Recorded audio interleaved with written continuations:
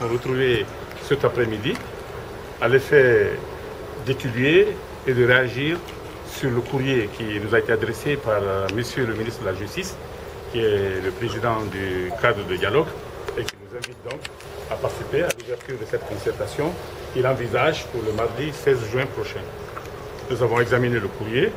S'il est vrai que nous y avons trouvé une toute petite avancée concernant la participation de la communauté internationale qui est définitivement retenue pour participer à ce dialogue, mais nous constatons que nos principales préoccupations n'ont pas été répondues et il y a beaucoup d'incertitudes dans les dispositions qui sont prises par le gouvernement pour assurer les conditions de réussite à ce dialogue.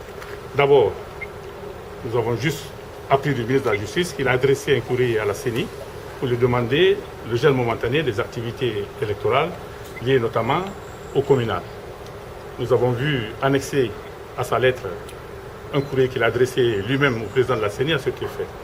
Mais la CENI n'a pas encore réagi sur le sujet, donc nous ne pouvons pas préjuger de la réponse que le président de la CENI va donner à cette demande du ministre de la Justice.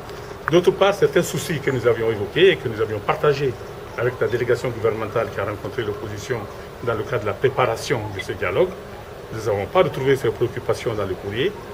C'est notamment le cas de l'annulation du chronogramme du calendrier électoral prévoyant l'organisation des communales seulement pour 2016.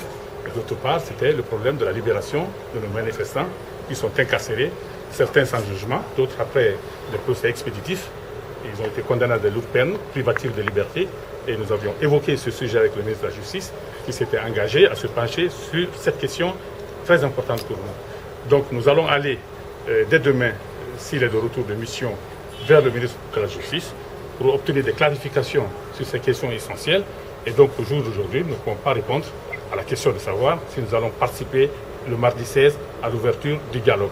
Nous pensons d'ailleurs qu'au vu de l'importance des sujets que nous devons discuter, nous ne croyons pas que cette dette puisse être confirmée. En tout cas, nous irons vers le ministre de la Justice et nous ferons en sorte que ces questions soient appropriées par le gouvernement pour qu'on leur trouve rapidement une solution afin que le dialogue puisse enfin débuter dans les meilleures conditions de succès. Je vous remercie. Merci.